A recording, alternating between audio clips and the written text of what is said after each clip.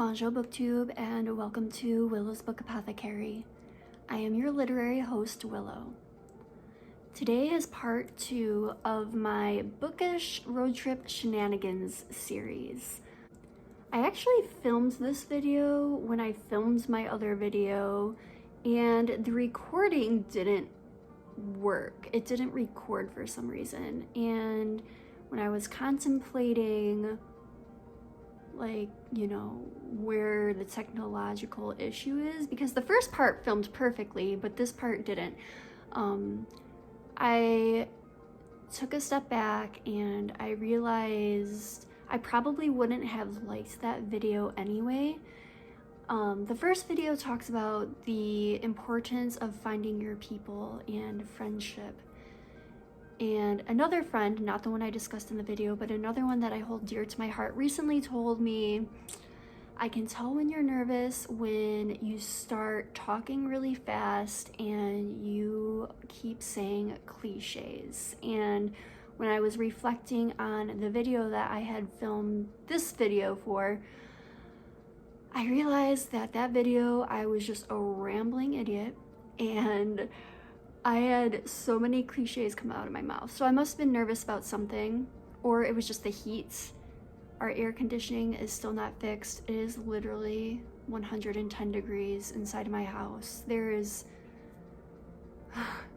It's a sit with your face in front of the box fan kind of week here at my house. So I'm not even gonna apologize for the way I look, because this is just my journey, you know? So with all that said, hopefully you can't hear the fan above me. I'll do my best to talk a little bit louder, but yeah. Okay, so bookish things. I will link the video to the first part of this series down below so you can check out a little bit more about why I went on this road trip if you're interested.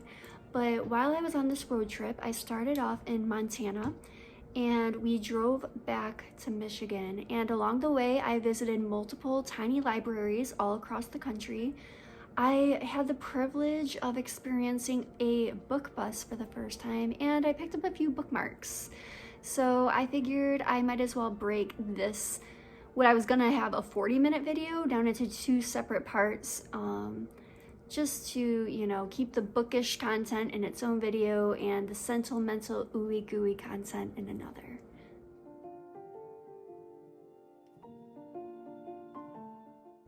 So stop number 1 on our epic road trip was Bozeman, Montana.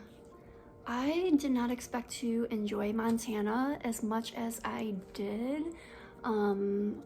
The air is amazing there, the mountains are breathtaking, and within Bozeman itself, there were like 4 different bookstores that I was able to visit that were not chains.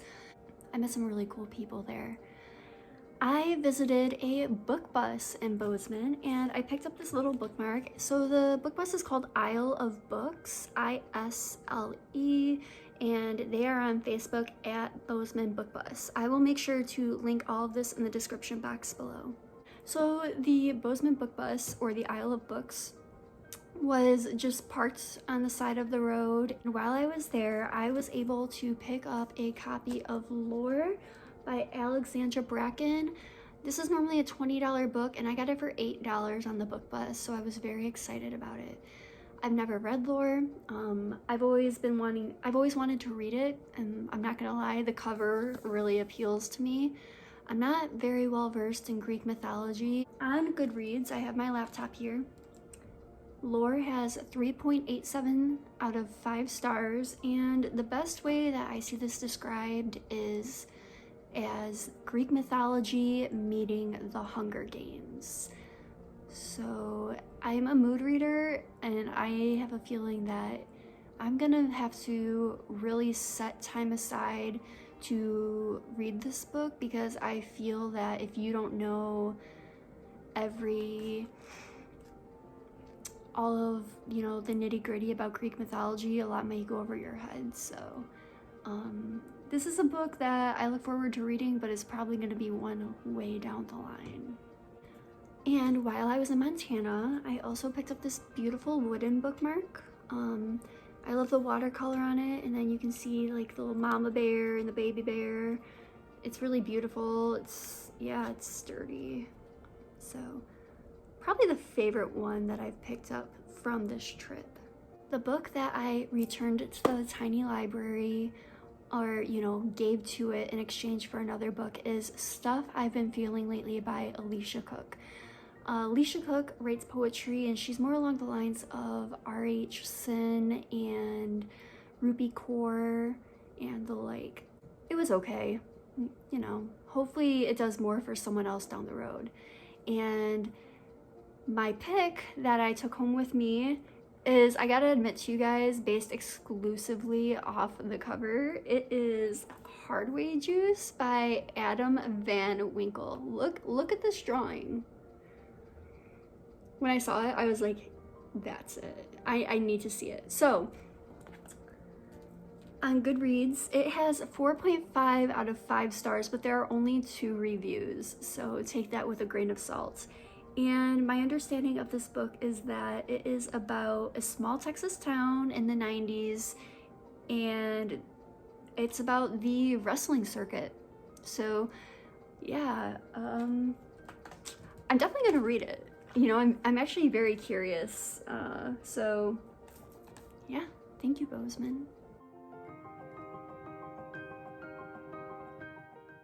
So the next stop on our road trip was Wall, South Dakota. Wall is right outside of the Badlands National Park, which is why we decided to stay there. And it was as exciting as you'd imagine South Dakota to be. I hope that doesn't sound too mean. It's just really quiet. People are quiet there, and I don't know what else to say without like sounding rude. So I'm just gonna keep going. So the book that I returned it's titled A Salted Pretzel. It is an Amish mystery novel by Laura Bradford. I have no idea where I have accumulated this book within my lifetime, but every time I would see it sitting on my shelf, it would make me crack up. So I kind of knew that this was a book that I would be giving to South Dakota. It just kind of seems more up their alley.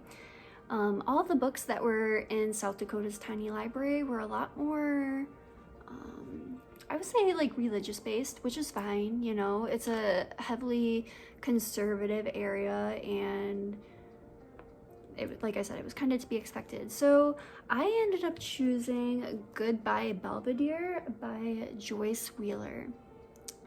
Now, my understanding is that Belvedere is a town in South Dakota, and the author is actually from this community.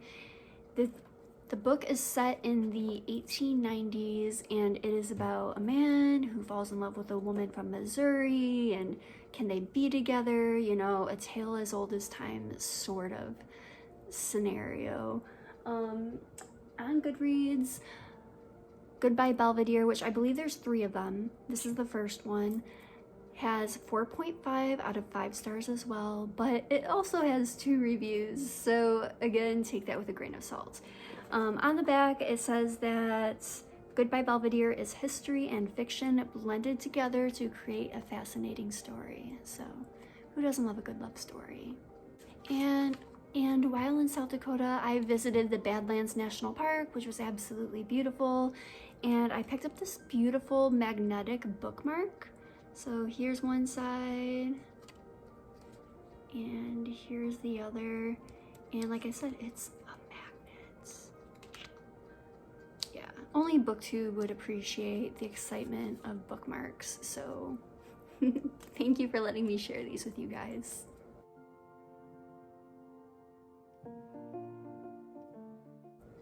Next, we visited Minneapolis, and I loved Minneapolis. I really enjoyed the culture there. the person that I was traveling with, they didn't really care for it as much. They said it was too similar to Detroit, which is where we're from. So I get that, but I would come back to Minneapolis anytime. Yeah, I really liked it. So I went to 3 tiny libraries in Minneapolis. That was a busy day for me. The first tiny library that I visited, I gave the library The Choice by Nicholas Sparks. I have been itching to get these Nicholas Sparks books off my shelf. So in exchange for The Choice, I took Midwives by Chris Bozeman. It's really funny because I made a video where my cats picked my road trip books for me, and one of the books that they chose was Hour of the Witch by Chris Bozeman, the same author as this. So while I was reading Hour of the Witch on this road trip, I was on Goodreads and I saw that he had written many other books, including this one. I was like, oh, I gotta read it. So I was so excited when I found it in this library. Midwives has 3.99 stars on Goodreads, so we're just gonna round it up to 4, you know? And it is about a midwife who delivers an emergency C-section to a woman in labor, and the woman passes away, and the midwife gets tried by the law for the woman's death. I have a huge interest in midwifery. I've actually considered it as a career path for myself, so I'm really excited for this book. So the second tiny library, I actually took 2 books. I didn't really feel too bad about it because I have so many books that one day I'll just throw 2 into a tiny library to, you know, count it even. But so I gave up The Silver Star by Jeanette Walls. Jeanette Walls also wrote The Glass Castle, and she really knows how to epically break your heart based on what she has endured in her lifetime. In exchange for that, the first book that I picked up was Fearless Girls, Wise Women, and Beloved Sisters, Heroines and Folktales from Around the World. The first thing that I noticed when I was glancing through the tiny library was the cover. Look how beautiful this cover is in the back too. Truly, it looks like a tarot card. And then I realized what it was about, and I was like, oh yes, I gotta have it. Gender studies was actually my minor in college, so anything along the lines of this is something that I am interested in. So Fearless Girls, Wise Women, and Beloved Sisters by Kathleen Reagan. I don't think I said that. Kathleen Reagan is the author. Has 4.14 stars on Goodreads. And I want to read to you exactly what this description says, because I think it's a beautiful, I think it does a lot of justice for what this book is about. Fearless Girls, Wise Women, and Beloved Sisters is for all women who are searching to define who they are, to redefine the world and shape their collective sensibility. It is for men who want to know more about what it means to be a woman. It is for our daughters and sons so that they can learn to value all kinds of courage. Courage in battle and the courage of love. It is for all of us to help build a more just vision for women. Damn, what a punch. Sold. And the second book that I got from this specific tiny library was Brothers and Beasts by Kate Bernheimer. So this is also a folklore and fairy tale and gender studies book, so I'm wondering if it came from the same person. So this is really cool. This book has 3.88 stars on Goodreads, and it is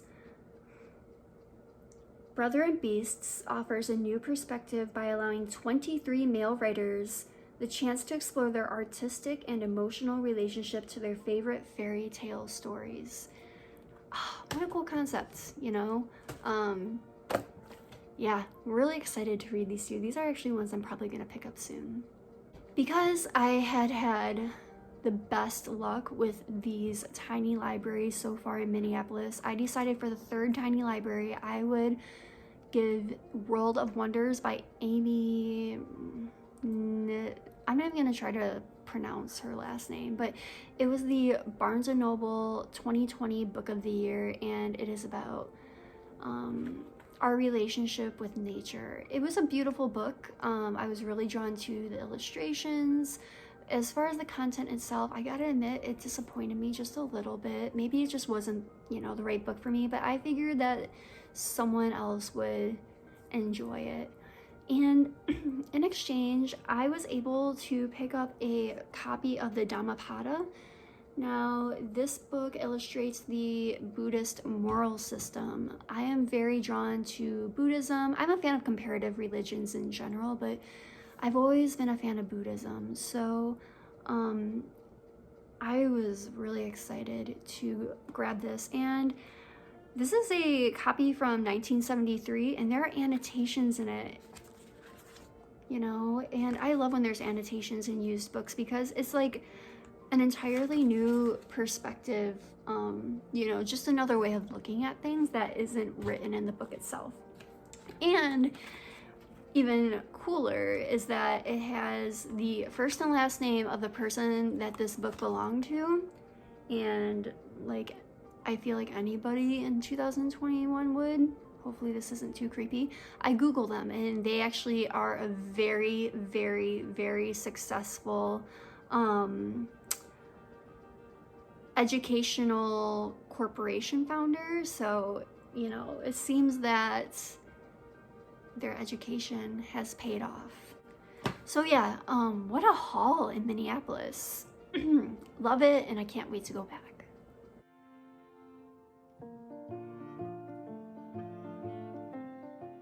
So we also stopped in Milwaukee. I didn't grab anything in Milwaukee.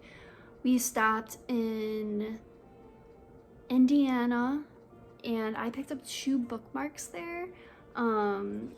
This one was free at the Indiana Dunes State Park, and it's all about life jackets. So how to properly wear a life jacket, and why you should wear a life jacket. As a Michigander, believe me, I understand the value of wearing your life jacket.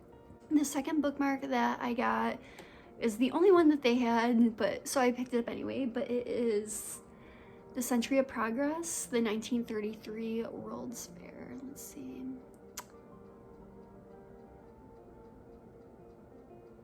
Yeah, so that's that. And then we hit Chicago too, and I picked up a really beautiful bookmark, and I don't know where it is.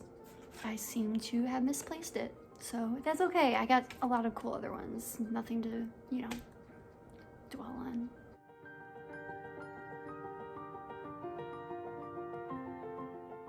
And finally, we came back to Michigan and, you know, got back to our normal lives, and I decided to venture out on my own and do a couple more tiny library hauls for this video. So the first tiny library that I hit was just a few miles from my home, and I returned The Best of Me by Nicholas Sparks. Like I said, trying to get these books off my shelf. If anyone wants them, I will mail them to you. So I grabbed The Book Thief by Marcus Zusak. This book doesn't even look like it's been opened before. Okay, so I've never read this book. I feel so much shame for saying that out loud, but I've never read it. So I was really excited to see this, and it was kind of like a message to me, like Willow, what are you doing? Just, you gotta read the classics. So, for those of you who also haven't read The Book Thief, it has 4.38 stars on Goodreads, and that's with over 2 million ratings. And it is about someone named Liesel who starts stealing books from the Nazi book burnings during World War II. So it's gonna have a punch. I'm really looking forward to reading it. Now, the second and third tiny library that I visited within my area, they're actually like 3 houses down from one another, and they're so cute. One was an English firebox and one was an English police box, like that looks like the TARDIS.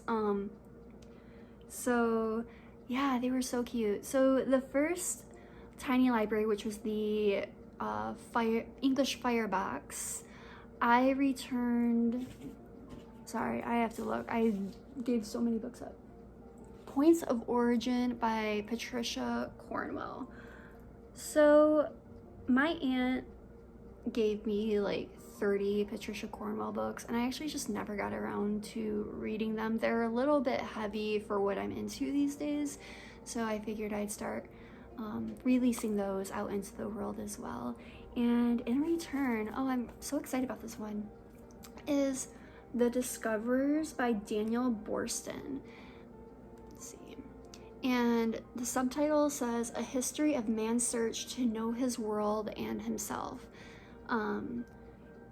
Yeah, like, I'm all about human design, psychology, social sciences, metaphysical information. I love comparative religion, so this is really, I'm excited about it. And apparently this is the second book. I didn't know that when I grabbed it, but that's okay because it's like, I'll just have to go out, you know, maybe to John King Books in downtown Detroit and grab the first book. But let me tell you about what it says on Goodreads. So it has 4.12 stars on Goodreads, and there's quite a few reviews. And all that the description says is an original history of man's greatest adventure, his search to discover the world around him. I love it. I'm excited. Finally, the last tiny library that I visited most recently was the little English tiny library with the like, you know, the one that looks like a TARDIS. I'm not a Doctor Who fan, so if I'm not saying that correctly, please don't, you know, shred me. But that's like the only way I know to describe it. I released A Trick of Light by Lois Mertzer, and that was a book about eating disorders. As someone who has struggled with an eating disorder for the past 6-7 years, I felt that it had done its work for me, and hopefully someone else will find it as therapeutic as I did. And in return, I picked up my first Agatha Christie book, and I got The Third Girl. And the description on the back says, a young girl who can't remember committing murder finds herself with a compelling motive and a blood-stained knife. Girl, what did you get yourself into? So this has 3.69 stars on Goodreads, so I'm really excited about this one. I have to be honest with you, BookTube, I think these tiny library hauls are like my favorite thing in the world. It's almost like geocaching without the dirt and the mosquito bites. It's scavenger hunts for book lovers. So I've been asking for a tiny library for Christmas for years. I just want to put one outside my house and just see what comes in and out. But for some reason, when I ask for a tiny library for Christmas, no one takes me seriously. Like, I'm serious. I want a tiny library for Christmas. So Santa, if you're watching, yes. So I hope to do a lot more of these tiny library book hauls. I think it's such a cool way to get out, get some fresh air, and, you know, free books, you know, just exchange your old ones. And yeah, it's like an adventure of sorts. You just don't know what you're gonna get. So I am gonna be doing a lot more of these videos. I already know. Have you ever been on a tiny library haul? I think like the coolest date in the world would be like a tiny library date where you just go around and exchange books. But, you know, I took myself on a date, and it was great. So yeah, that basically wraps up my extravaganza of a road trip across the country, all the places that I visited, and the bookish experiences. So thank you so much for being here, BookTube. Really, it means a lot to me, and I put out new content every Thursday, and you never know what you're gonna get. Happy reading.